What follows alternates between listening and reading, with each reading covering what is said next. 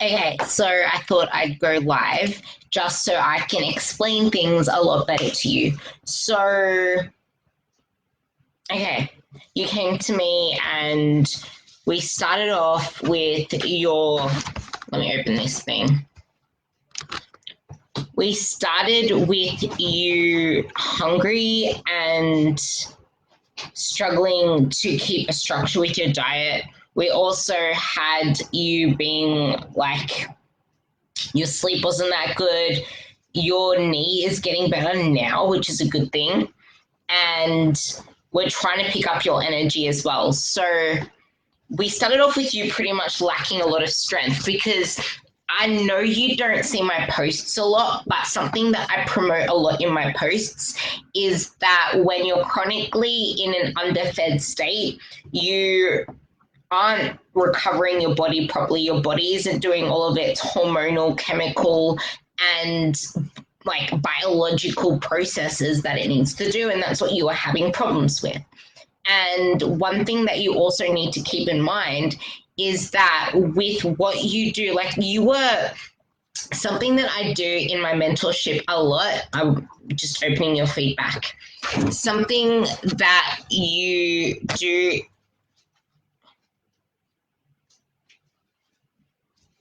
Oh, now I see.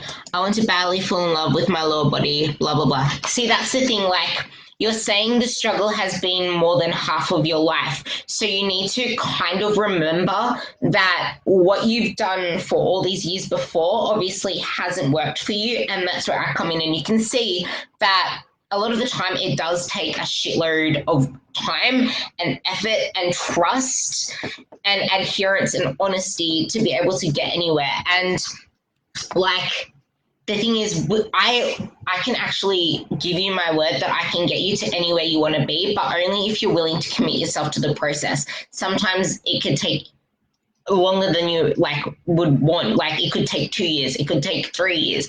Like, doing short-term things isn't going to get you long-term results. You can get them you can get them, but what you're looking for is to become a smaller version of yourself. And if you just want to become this smaller version of yourself, you're still going to have like all of those issues that you're having. And if anything, I'm going to actually just do this so you can see that I'm in here. And if anything, you're going to lack the muscle you need to go up. Like, if you're just trying to become smaller and smaller and smaller, like when you came to me, how much were you doing? Like, you were doing all these HIIT classes, you were doing all this random sporadic training with no real structure, you were doing random like cardio stupid shit, and you were asking me about fasted cardio. Like, you were spinning your wheels, and you came to me, I gave you direction. And the food that you were eating back then compared to the activity levels you were doing, you were severely undernourishing yourself. And it's going to take time now for your body to get back up to there. Like, I went back into your very first photos and you look very malnourished in your upper body. Like, it is lean to the bone. It's ready to step on stage, even though there's pretty much no muscle mass. Like, your upper body, it's lacking that muscle mass, and you can tell from your strength that you don't have a lot of muscle mass there. The only reason you can see a lot of muscles in your upper body is because you have such little body fat there.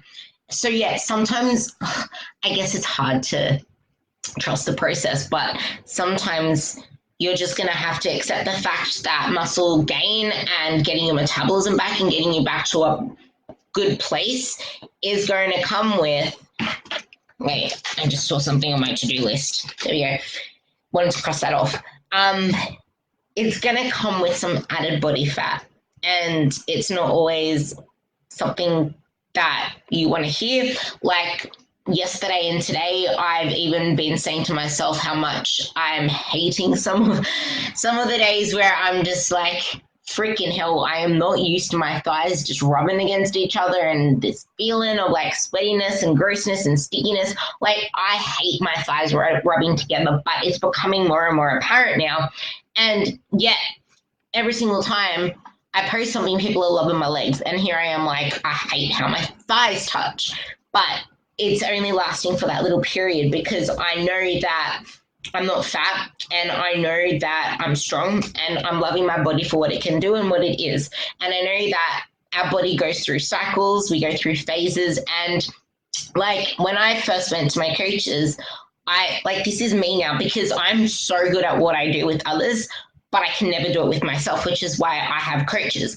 I pay my coaches $300 a fortnight, not a month, not every 2 months, $300 a fortnight. So I pay my coaches $600 a month. And they're also mentors and stuff. And I also pay them for mentorship and stuff like that because they're literally the best of the best, but they charge like fuckloads. But I'm willing to pay that because it's making me a better coach and I'm learning so much that I can give to you guys. And so many coaches and prestigious people around the world actually go to my coaches for help, but they're just really expensive. But it's making me better at what I do. And that's why you're seeing so much of my knowledge just plastered everywhere because I've learned so much over these years. Anyway, back to you.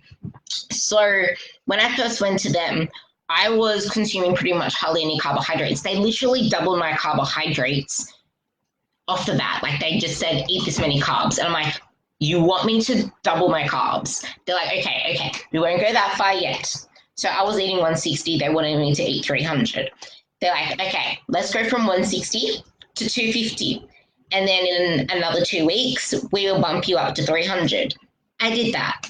And like they continuously get my photos week to week. Like I would love to get your photos every fortnight, but the thing is, a lot of the time you guys are so obsessed with your body image that taking the photos makes you act loopy. But if I could get them every fortnight, I'd be getting them from you every fortnight. So feel free to do that. And sorry about this thing. It's just my little worktop because it's so hot here.